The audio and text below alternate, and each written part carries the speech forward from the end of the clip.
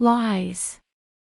Not on the list of 7 deadly sins but ranked 8th in the commandment. Lies.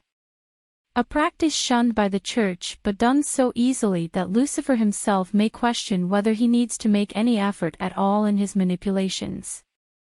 A place meant to be a source of peace, to get closer to God, and to grow, the church has become the biggest liar to women.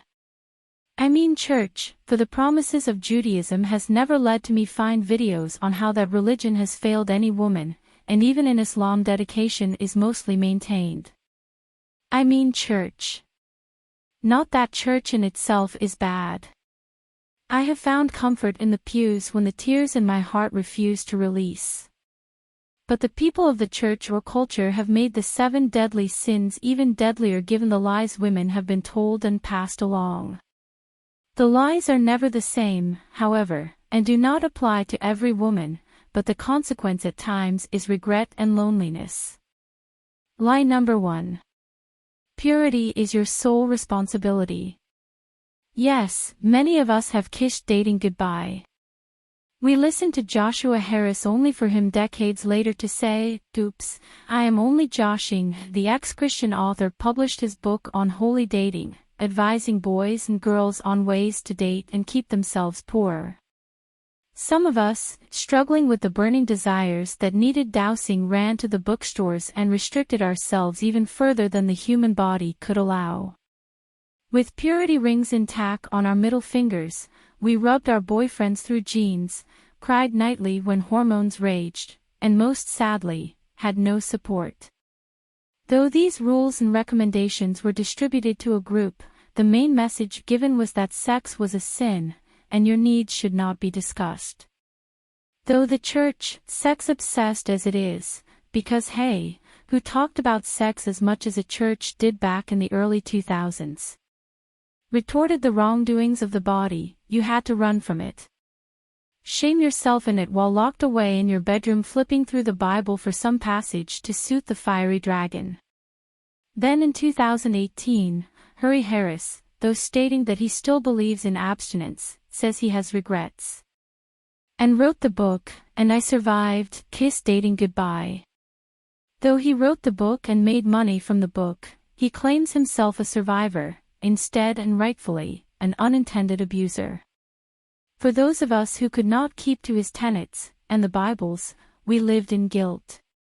For those who were strict and ended up alone, because they realized no one but them were following this book to a T, there are misgivings. Misgivings that come with poor decision-making, trying to catch up in life. Now Henry Harris is no longer Christian and is divorced. He has asked for forgiveness. But the lie is still there. In churches. And he may have taken the lie to a more drastic level, but the lie was always there. This lie, for the true of heart, ties into the self-attacking guilt promoted by those who have secrets hidden. Lie number 2. Your leaders are flawless. Worship us while we sin. Do what we say while we sin.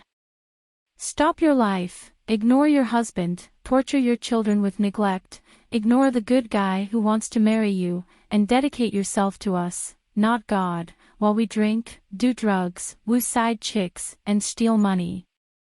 You may lose out on happiness beyond compare, but this place is not about you, it is about us. And while we judge you, we welcome the sister who, after years of living life in an unchristian way, and tell her lie number 3. Yes, God forgives, and the consequences as well are wiped away.